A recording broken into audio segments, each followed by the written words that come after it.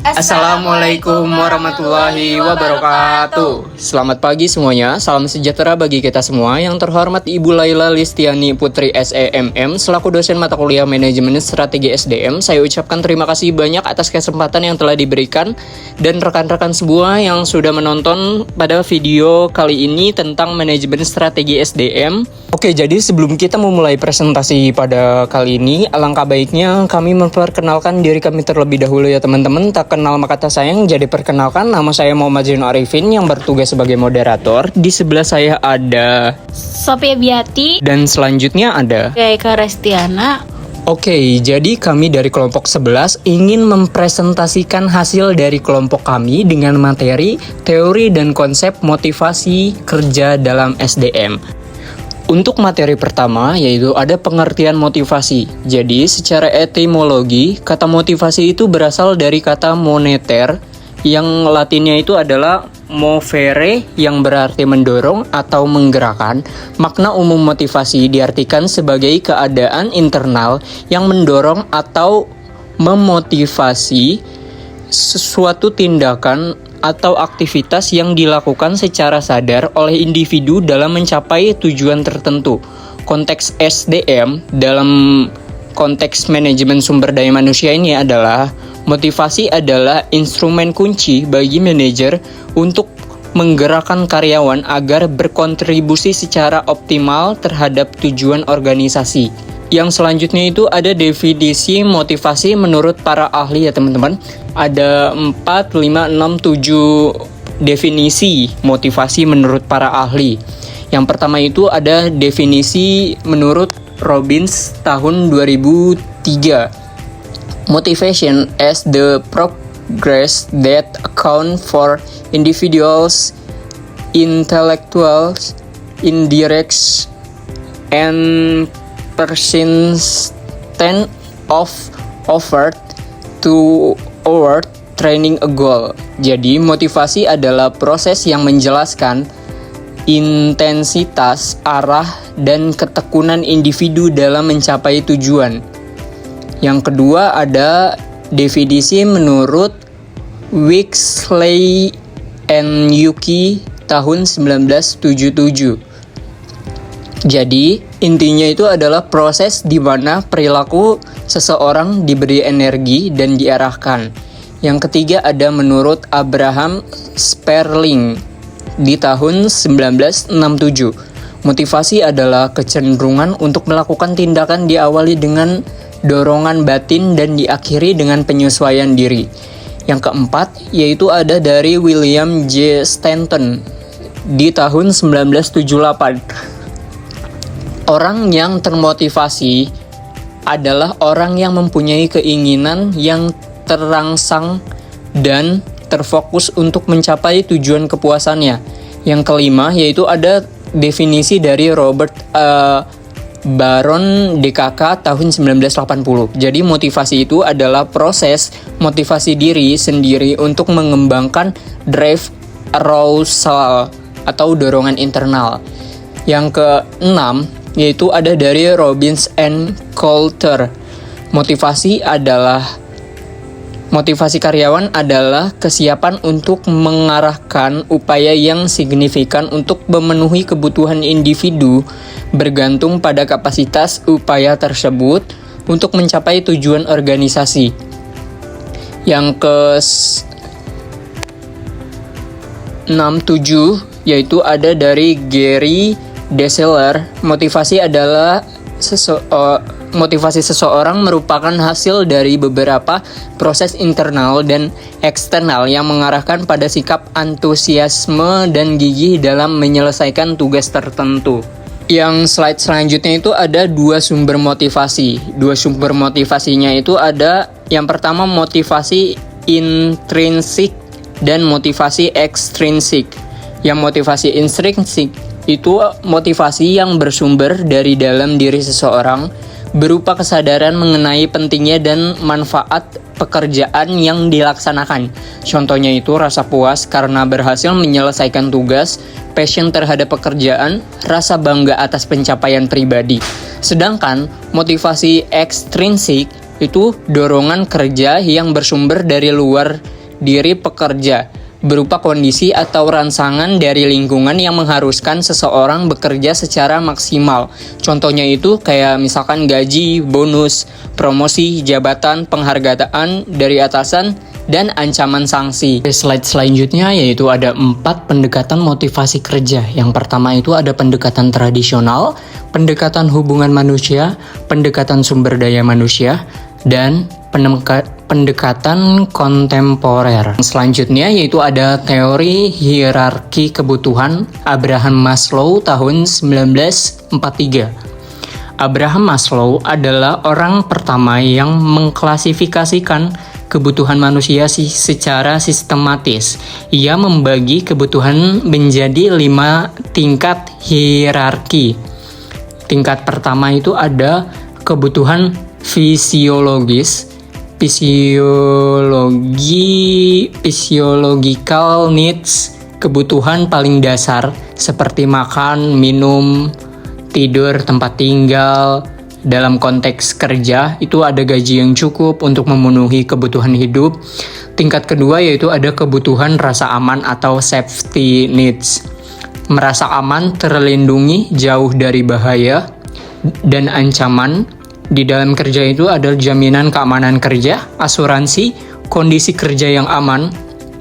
Yang tingkat ketiga yaitu ada kebutuhan sosial atau social belongings needs. Bersosialisasi di tempat diterima dalam kelompok, rasa memiliki. Di dalam pekerjaan itu hubungan baik dengan rekan kerja, lingkungan kerja yang harmonis. Di tingkat keempat itu ada kebutuhan penghargaan atau esteem needs. Berprestasi, berkompetensi, mendapatkan dukungan dan pengakuan. Dalam kerja itu seperti promosi, pujian atasan, penghargaan atas kinerja. Yang tingkat terakhir atau tingkat kelima yaitu ada kebutuhan aktualisasi diri atau self-actualization. Yang pertama itu ada kebutuhan kognitif, mengetahui, memahami, dan menjelajahi. Yang kedua itu ada kebutuhan estetik atau keserasian, keteraturan, dan keindahan.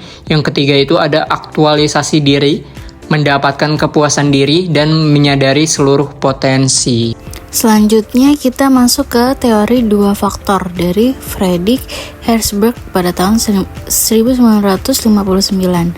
Friedrich Herzberg ini menggambarkan teori berdasarkan penelitian terhadap 200 akuntan dan insinyur, menemukan bahwa faktor yang menyebabkan kepuasan berbeda dengan faktor yang menyebabkan ketidakpuasan.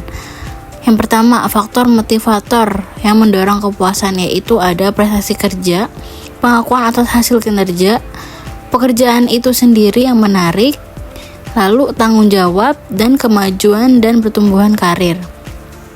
Selanjutnya, faktor hygiene atau mencegah ketidakpuasan. Yang pertama, ada kebijakan dan administrasi perusahaan, kualitas pengawasan oleh atasan, penggajian dan kompensasi, hubungan kerja antar karyawan, kondisi fisik tempat kerja, keamanan kerja, dan status pekerjaan. Selanjutnya ada teori ERG oleh Clayton Alderfer pada tahun 1969. Clayton Alderfer menyederhanakan hierarki Maslow menjadi 3 kategori yang lebih fleksibel dan sesuai dengan temuan empiris. Yang pertama, E itu eksistensi, mencakup semua kebutuhan fisiologi dan keamanan, setara dengan hierarki 1 dan 2 Maslow. Fokusnya pada kebutuhan material dan fisik untuk bertahan hidup. Yang kedua, R, relatedness atau keterhubungan, mencakup kebutuhan sosial dan sebagian kebutuhan penghargaan, setara dengan hierarki 3 dan 4 Maslow. Yang ketiga, G, growth atau pertumbuhan, mencakup kebutuhan aktualisasi diri dan penghargaan internal, setara dengan hierarki 5 Maslow. Selanjutnya ada teori kebutuhan berprestasi oleh David McClelland pada 1961. Yang pertama, ada kebutuhan akan prestasi atau bisa disebut need for achievement. Yang kedua, ada kebutuhan akan kekuasaan, need for power, dan yang terakhir ada kebutuhan akan afiliasi, yaitu need for affiliation. Oke, selanjutnya ada teori keadilan oleh Stacey J. Adams 1963. Teori ini menekankan bahwa motivasi sangat dipengaruhi oleh persepsi keadilan di tempat kerja. Prinsip dasarnya, setiap orang secara alami membandingkan rasio antara input yang mereka berikan, yaitu usaha, keahlian, waktu, pengalaman, dan loyalitas, dan outcome-nya itu ada yang mereka terima berupa gaji, bonus jabatan, pengakuan, fasilitas. Nah, dua kemungkinan hasil ini, yang pertama ada keadilan. Equity terjadi apabila rasio input dan outcome seseorang sama dengan rasio orang lain yang dijadikan perbandingan. Karyawan mereka puas dan termotivasi untuk mempertahankan kinerjanya. Yang kedua, ketidakadilan terjadi apabila rasio input dan outcome tidak seimbang. Karyawan akan berusaha mengembalikan keseimbangan dengan cara mengurangi usaha, menuntut kenaikan gaji, atau bahkan keluar dari perusahaan.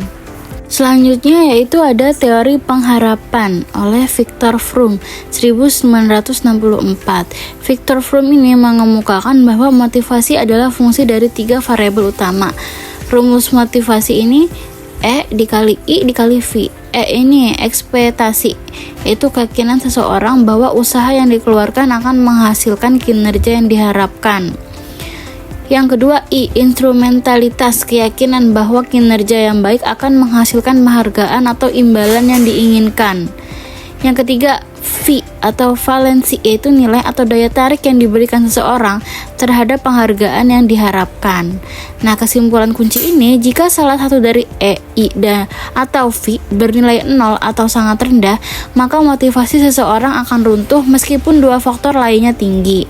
Contohnya yaitu seorang karyawan yang tahu ia mampu berprestasi E tinggi dan yakin akan diberi bonus I tinggi, tetapi tidak menginginkan bonus uang karena lebih menginginkan waktu fleksibel V-nya rendah, maka motivasinya tetap akan lemah. Berikutnya ada teori lapangan oleh Kurt Lewin. Teori lapangan, field theory, adalah pendekatan kognitif yang mempelajari motivasi dan perilaku manusia. Kurt Lewin menekankan pada pemikiran aktual seorang karyawan, bukan sekedar kebiasaan atau rutinitas.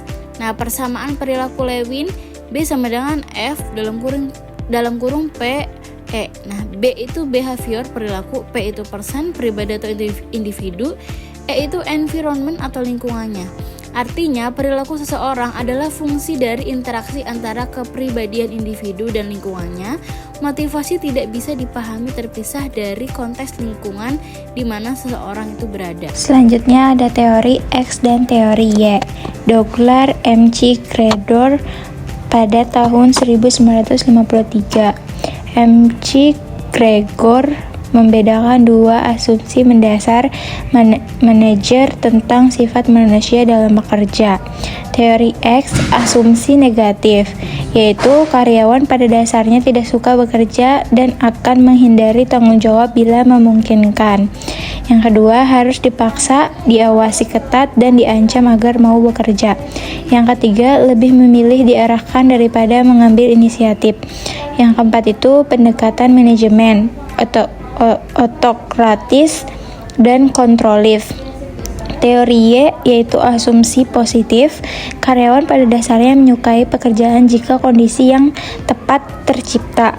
Yang kedua itu mampu mengarahkan diri sendiri dan mengomitmen pada tujuan, mau menerima bahkan mencari tanggung jawab, dan kreativitas dan inovasi tersebar luas di antara karyawan. Yang terakhir itu pendekatan manajemen, partisipatif, dan memperdayakan. Selanjutnya ada prinsip-prinsip motivasi kerja. Yang pertama itu prinsip partisipasi, yang kedua prinsip komunikasi, yang ketiga prinsip mengakui andil bawahan, yang keempat itu ada prinsip pendelegasian wewenang, yang terakhir itu prinsip memberi perhatian. Selanjutnya ada teknik motivasi kerja pegawai. Terdapat dua teknik utama yang dapat diterapkan dalam motivasi karyawan. Yang paling pertama itu ada teknik pemenuhan kebutuhan. Pemenuhan kebutuhan karyawan merupakan fondasi utama perilaku kerja. Tidak mungkin memotivasi karyawan tanpa memperhatikan apa yang benar-benar mereka butuhkan. Ini mencangkup penyesuaian gaji dan kebutuhan hidup layak. Yang kedua itu jaminan kesehatan dan keselamatan kerja. Yang ketiga menciptakan lingkungan sosial yang suportif. Yang terakhir peluang pengembangan karir dan aktualisasi diri. Yang kedua itu teknik komunikasi persuasif atau formula AIDDAS. Teknik ini mempengaruhi pegawai secara ekstralogis melalui tahapan yaitu A. Attention atau perhatian. Bangkitkan perhatian karyawan terhadap tujuan pekerjaan. I. Interest atau minat. Ciptakan minat dan rasa ingin tahu. D. Desire atau hasrat. Dorongan hasrat untuk turut berkontribusi. D-nya decision atau keputusan. Bantu karyawan membuat keputusan untuk bertindak. A. Action atau aksi. Dukungan karyawan dalam mengambil tindakan nyata. S-nya itu satisfying atau kepuasan. Pastikan karyawan merasakan kepuasan atas hasil kerjanya. Selanjutnya ada faktor-faktor yang mempengaruhi motivasi kerja. Ada faktor internal dan eksternal. Yang pertama itu faktor eksternal dari lingkungan organisasi. Ada sistem kompensasi dan penghargaan yang adil. Kedua itu kualitas kepemimpinan dan gaya manajemen. Yang ketiga budaya dan iklim organisasi. Yang keempat hubungan sosial antar rekan kerja. Yang kelima kejelasan tujuan dan arah organisasi. Yang keenam kesempatan untuk berkembang dengan maju. Yang terakhir itu kondisi fisik di tempat kerja. Selanjutnya ada faktor internal atau dari dalam individunya. Yang pertama itu keputusan dan keinginan pribadi. Yang kedua nilai-nilai dan kepercayaan diri. Yang ketiga ekspektasi terhadap hasil kerja. Yang keempat itu minat dan passion terhadap pekerjaan. Yang terakhir itu tingkat kepercayaan diri atau self-efficacy. Selanjutnya itu ada hubungan motivasi dengan kinerja dan produktivitas. Nah, motivasi sebagai penggerak kinerja itu hasil dari hubungan motivasi dengan kemampuan kerja dalam produktivitas dalam bekerja. Motivasi yang tinggi dikombinasikan dengan kompetensi yang mendalami akan menghasilkan kinerja yang sangat optimal. Nah, formula sederhana, kinerja sama dengan motivasi kali kemampuan kali dukungan lingkungan. Nah, dampak motivasi tinggi terhadap organisasi itu ada peningkatan produktivitas dan kualitas kerja, terus ada penurunan tingkat absensi dan turnover karyawan, terus ada peningkatan kreativitas dan inovasi, terciptanya budaya kerja yang positif, loyalitas karyawan yang tinggi. Terus dampak motivasi rendah itu demotivasi, yaitu ada penurunan kualitas dan kualitas output. Yang kedua itu ada meningkatkan konflik internal, tingginya tingkat ketidakhadiran, dan yang terakhir itu karyawan terbaik meninggalkan perusahaan karena hal tersebut. Yang terakhir itu kesimpulan. Nah, pertama, motivasi adalah kekuatan pendorong di balik setiap tindakan manusia dalam bekerja, baik yang bersumber dari dalam diri atau intrinsik maupun dari luar atau ekstrinsik. Yang kedua itu 4. Pendekatan motivasi berkembang dari waktu ke waktu, yaitu tradisional, hubungan manusia, sumber daya manusia, hingga kontemporer. Yang ketiga itu tidak ada satu teori yang sempurna. Setiap teori memiliki kekuatan dan keterbatasan. Manajemen SDM yang efektif menggunakan kombinasi sebagai teori sesuai konteks. Yang keempat itu motivasi bersifat dinamis, yaitu kebutuhan dan nilai seseorang berubah seiring waktu, pengalaman, dan perubahan situasi hidup. Yang kelima itu ada lingkungan kerja yang kondusif, adalah persyaratan utama bagi tumbuhnya motivasi yang berkelanjutan. Yang terakhir nih, 6. Manajemen yang efektif memahami kebutuhan unik setiap individu dan merancang strategi motivasi yang personal, adil, dan bermakna. Nah, motivasi adalah api yang menyala dari dalam. Seseorang dapat menyalakan api orang lain, menginspirasi orang lain, tetapi api itu harus berasal dari dalam diri orang sendiri. Menurut Stephen R. Covey. Sekian dari kelompok kami, kurang lebihnya mohon maaf. Billahi taufiq wal hidayah. Wassalamualaikum.